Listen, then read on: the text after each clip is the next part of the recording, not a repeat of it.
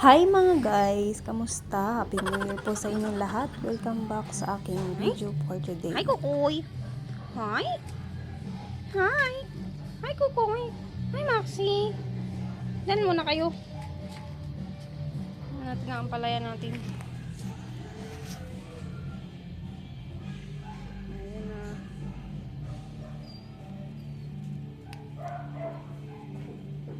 Kailangan ng tanggalin pala.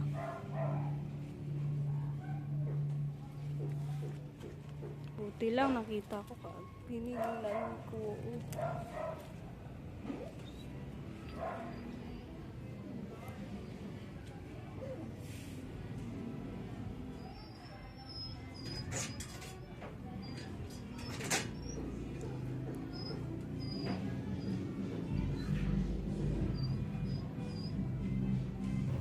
Holy, hindi. Pero hindi kulong tong apan na to.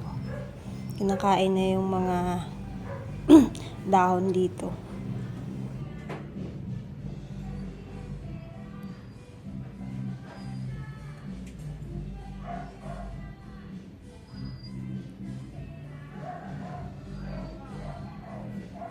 Isa pa.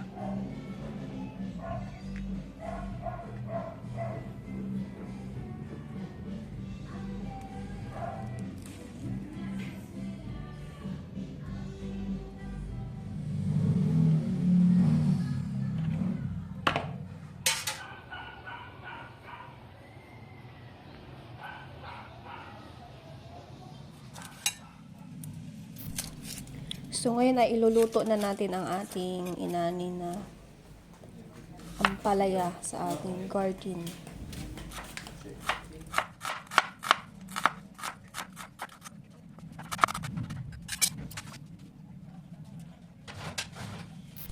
So ayan nga yung ginawa natin, ay nag-slice tayo ng sibuyas lang, wala nang bawang. O diba? Mas pinatipid. Zoe!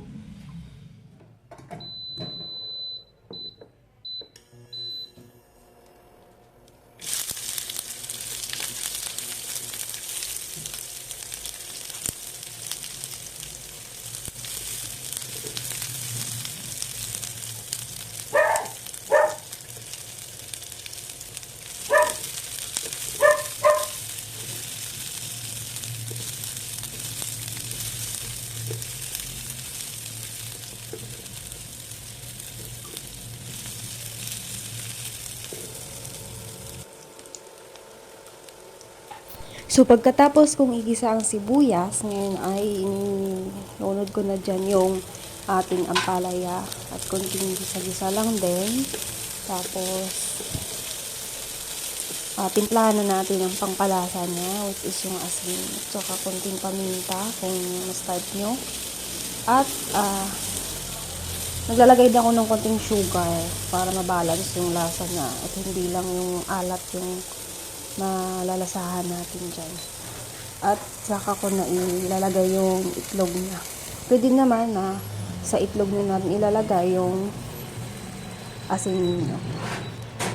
So ayan, ganun lang siya kadali. At pwede na natin kainin, mag-ulam.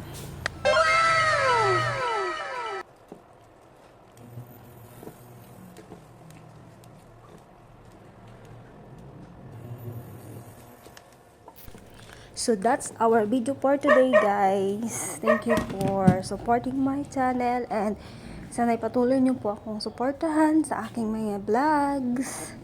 Thank you! I feel the gravity pull and it keeps me away. I would rather be here, lonely in space. I've made up my mind, I just wanna be free.